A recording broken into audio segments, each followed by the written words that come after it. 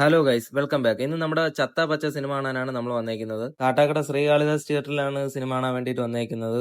ഉച്ചയ്ക്ക് 2:30യുടെ ഷോ ആണ്. എന്താണെന്ന് അറിയില്ല, തിരക്കൊക്കെ വളരെ കുറവാണ്. പിന്നെ ഇന്നൊരു വർക്കിംഗ് ഡേ കൂടെ ആണ്, അതൊക്കെ ആയിരിക്കും റീസൺ. ഫസ്റ്റ് ഡേ ആയിരുന്നിട്ട് തന്നെ തിയേറ്ററിനകത്ത് ക്രൗഡൊക്കെ ഭയങ്കര കുറവായിരുന്നു. പിന്നെ സിനിമ തുടങ്ങിയ ആ ഒരു ടൈമിലൊക്കെയാണ് ഏകദേശം സെൻട്രൽ സർക്കിളൊക്കെ തന്നെ ഫില്ലായത്.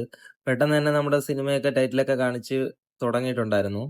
പിന്നെ ഇനി സിനിമയിലോട്ട് വരുമ്പോൾ ഫസ്റ്റ് തന്നെ പറയാനുള്ളത്, നിങ്ങൾ ആ WWE റെസ്ലിംഗിന്റെ ഒരു ഫാൻ ആണെന്നുണ്ടെങ്കിൽ നിങ്ങൾ ഉറപ്പായിട്ടും തിയേറ്ററിൽ തന്നെ പോയൊരു കാണേണ്ട ഒരു സിനിമയാണ്. അതിനെ ഫുള്ളായിട്ട് അനുകരിച്ച് വെച്ചിട്ടുണ്ട് നമ്മുടെ ഈ സിനിമയിൽ. അതിന് കാണിക്കുന്ന എല്ലാ കാര്യങ്ങളും ചെയ്യാൻ വേണ്ടിയിട്ട് അവർ നോക്കിയിട്ടുണ്ട്. അങ്ങനെ വെച്ച് നോക്കുകയാണെങ്കിൽ സിനിമ ഫുൾ സെറ്റപ്പാണ്. നിങ്ങൾ അതിനെ ആ ഒരു ഫീലോടെ ഇരുന്ന് കാണുകയാണെങ്കിൽ സിനിമ ഫുൾ സെറ്റപ്പായിട്ടേ നിങ്ങൾക്ക് തോന്നുള്ളൂ. ഇതിന്റെ കാസ്റ്റിംഗ് ആൻഡ് ക്രൂവിനെ പറ്റി പറയുകയാണെങ്കിൽ എല്ലാം അടിപൊളിയായിട്ടുള്ള രീതിയിലാണ് സെറ്റ് ചെയ്തിരിക്കുന്നത്. കാസ്റ്റിംഗിൽ നമ്മുടെ വൈശാഖ് നായറും റോഷൻ മാത്യു, ഇഷാനും എല്ലാം സൂപ്പറായിട്ട് തന്നെ അഭിനയിച്ചിട്ടുണ്ട്. പിന്നെ എൻ്റയർലി സിനിമ നോക്കുമ്പോൾ അങ്ങനെ ലാഗോ കാര്യങ്ങളോ അങ്ങനെയൊന്നും അനുഭവപ്പെട്ടിട്ടില്ല. പിന്നെ സിനിമ തുടങ്ങുന്ന സമയത്ത് ഒരു സ്റ്റോറി ടെല്ലിങ്ങിന്റെ ആ ഒരു രീതിയിലാണ്, അപ്പൊ അതൊരു ബിൽഡ് ചെയ്തെടുക്കാനുള്ള കുറച്ച് ടൈം എടുക്കും. ആ ഒരു ടൈം എടുത്തിട്ടുണ്ട്. അല്ലാതെ എൻ്റയർലി നോക്കുമ്പോൾ ലാഗോ കാര്യങ്ങളോ അങ്ങനെയൊന്നുമില്ല. ഫുള്ളായിട്ടൊരു കോമഡി, പിന്നെ ഒരു ഫുൾ ടൈം എന്റർടൈൻമെന്റ്, ആ ഒരു രീതിയിൽ തന്നെയാണ് സിനിമ ചെയ്തേക്കുന്നത്. ഈ സിനിമ ഫുള്ളായിട്ട് നടക്കുന്നത് കാണിക്കുന്നത് ഒരു കൊച്ചി, മട്ടാഞ്ചേരി, നമ്മുടെ ആ മറൈൻ ഡ്രൈവ് ആ ഒരു ഭാഗത്തൊക്കെയാണ് ഈ സിനിമ നടക്കുന്നതായിട്ട് ഫുള്ളായിട്ട് കാണിക്കുന്നത്. എന്റെ ഒരു അഭിപ്രായത്തിൽ നിങ്ങൾ ഫുൾ ക്രൗഡഡ് ആയിട്ടുള്ള ഒരു തിയേറ്ററിൽ പോയി ഈ സിനിമ കാണുകയാണെങ്കിൽ എന്തായാലും നിങ്ങൾക്ക് ഇഷ്ടപ്പെടും. OTT-യിൽ അത്രത്തോളം ഇത് വർക്കൗട്ട് ആവുമെന്ന് എനിക്ക് തോന്നുന്നില്ല.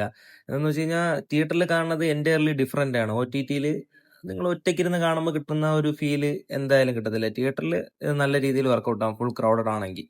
പിന്നെ നിങ്ങൾ എല്ലാവരും പ്രതീക്ഷിക്കുന്ന പോലെ തന്നെ ഇതിലൊരു ക്യാമിയോ ക്യാരക്ടർ ഉണ്ട്. എന്റെ ഒരു പേഴ്സണൽ അഭിപ്രായത്തിൽ പറയുകയാണെങ്കിൽ എനിക്ക് ഈ ക്യാമിയോ ക്യാരക്ടർ ഒട്ടും ഇഷ്ടപ്പെട്ടില്ല. എന്തെന്ന് വെച്ച് കഴിഞ്ഞാൽ ഇവർ ഈ WWE ഈ ബിൽഡപ്പ് എല്ലാം ചെയ്തു വെച്ചിട്ട് ഇവരെല്ലാം പഠിപ്പിച്ച ആശാൻ എന്നുള്ള രീതിയിലാണ് ഈ പുള്ളി കടന്നു വരുന്നത്. ഇപ്പോൾ അങ്ങനെ വരുമ്പോൾ ഇവർ ചെയ്യണ എന്തെങ്കിലും ഒരു കാര്യം ചെയ്യാൻ പറ്റണത് അങ്ങനെ ഒരു രീതിയിലാണെങ്കിൽ കുഴപ്പമില്ല. ഇത് വന്നിട്ട് ഫുള്ള് കാണിച്ചു കൂട്ടുന്നതെല്ലാം കോമഡി ആയിട്ടുള്ള കാര്യങ്ങളാണ് കാണിച്ചു കൂട്ടുന്നത്. അപ്പൊ ആ ഒരു രീതിയിൽ നോക്കുമ്പോഴത്തേക്കും ക്യാമിയോ ക്യാരക്ടർ ഒന്നും വർക്കൗട്ട് ആയിട്ടില്ല. പിന്നെ ഇതിൽ എടുത്തു പറയേണ്ട ഒരു ക്യാരക്ടർ എന്ന് പറഞ്ഞാൽ വിശാഖ് നായറിന്റെ തന്നെയാണ്. ആ ഒരു പൂക്കി ക്യാരക്ടർ കിഡിലായിട്ട് പുള്ളി അഭിനയിച്ചിട്ടുണ്ട്. പിന്നെ നമ്മുടെ അർജുൻ അശോകന്റെ ക്യാരക്ടറും സൂപ്പറാണ്. ആ ഒരു റോളിനനുസരിച്ചിട്ട് നല്ല രീതിയിൽ തന്നെ ബിൽഡ് ചെയ്തെടുത്തിട്ടുണ്ട്.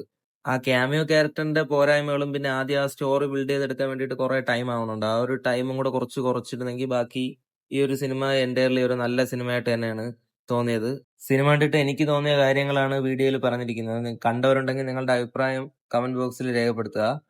അതുപോലെ തന്നെ വീഡിയോ ഇഷ്ടമായാൽ ലൈക്ക് ചെയ്യുക. ആദ്യമായിട്ട് ചാനൽ കാണുന്നവരൊന്ന് സബ്സ്ക്രൈബ് ചെയ്ത് വയ്ക്കുക. പുതിയ വീഡിയോസ് എല്ലാം തന്നെ പിന്നാലെ വരുന്നതാണ്. അപ്പോൾ ഇന്നത്തേക്ക് ഇത്രയേ ഉള്ളൂ. Bye bye.